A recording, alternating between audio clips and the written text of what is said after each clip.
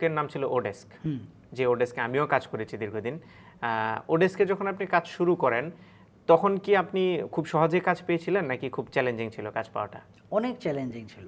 প্রথম যখন ওডেস্কে কাজ শুরু করি তখন আমার প্রথম কাজ পেতে সময় লেগেছিল প্রায় 1.5 বছর। ও মাই গড।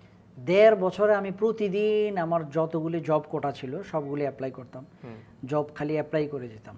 আর অনেক দুঃখ লাগতো যে জবে অ্যাপ্লাই করার পরে আমার সাথে সবাই হায়ার হয়ে যাচ্ছে, আমাকে কেউ কাজ দিচ্ছে না। আর একটা মানে মনোবল বৃদ্ধি করার মতো যে সাপোর্টটা দরকার সেটা আউটপুট আমি পাচ্ছি না। তারপরেও 1.5 বছর আপনি লেগেছিলেন? 1.5 বছর বারবার অ্যাপ্লাই করতাম, এবং জব অ্যাপ্লাই করার পরে ক্লায়েন্ট যে আমাকে একটা রিপ্লাই দিবে এটার জন্য অপেক্ষা করতাম, কিন্তু ক্লায়েন্ট কোনো রিপ্লাই দিত না, মানে মেসেজও আসতো না? মেসেজ দিত না। আর আমি যে কাজটা পারি, আমি যে কাজটা করতে পারি, কাজটা দেখার পর আমি বুঝতাম যে আমি তো এই কাজটা পারি, কিন্তু ক্লায়েন্টকে আমি এটা বোঝাতে সক্ষম হতাম না, কারণ ক্লায়েন্ট তো বুঝবে যে আসলে সে কাজটা পারে কিনা।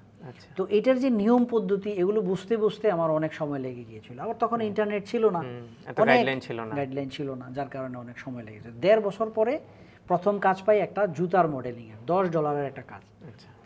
এটা পাওয়ার পরে আমার অনেক অনুপ্রাণিত হই।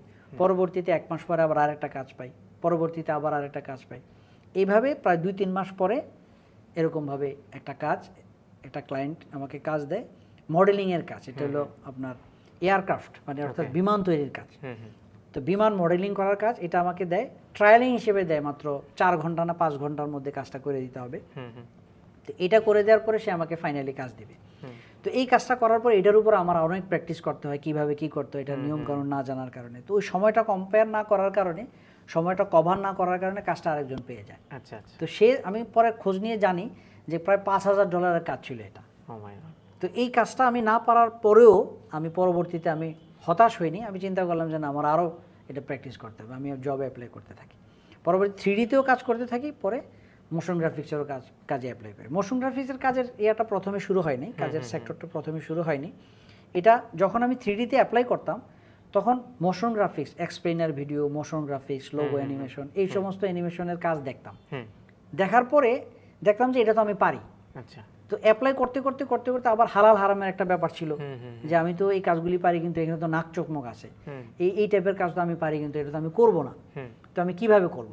এরকম কাজ করতে করতে করতে করতে, আর এখানে আরেকটা মজার জিনিস যেটা আল্লাহ তাআলা সাহায্য করেছে, সেটা আমার আগে থেকেই অ্যানিমেশনের প্রতি ঝোঁক ছিল। 3Dতে মডেলিং করতাম অ্যানিমেশন তৈরি করার জন্য, কিভাবে পরিপূর্ণ অ্যানিমেশন, মোশন, রিয়েল মোশন কিভাবে করা যায়, এটার প্রতি আমার ঝোঁক ছিল।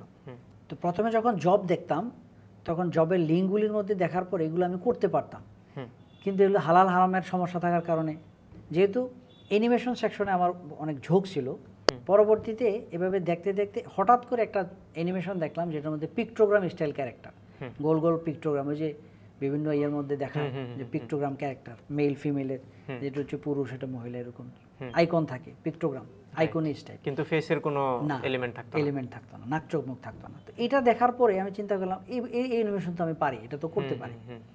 তো পরে এই স্যাম্পলটার দেখে আমি প্র্যাকটিস শুরু করলাম যে এই অ্যানিমেশনটা কিভাবে করে। যদিও এই যেই অ্যানিমেশনের স্যাম্পল হিসেবে নিয়েছিলাম, তারা একটা অ্যানিমেশন 1 মিনিটের অ্যানিমেশনের জন্য $5,000 নিত, না দুঃখিত, $10-12 হাজার, 5,000-10,000, মানে এরকম অনেক বড় বড়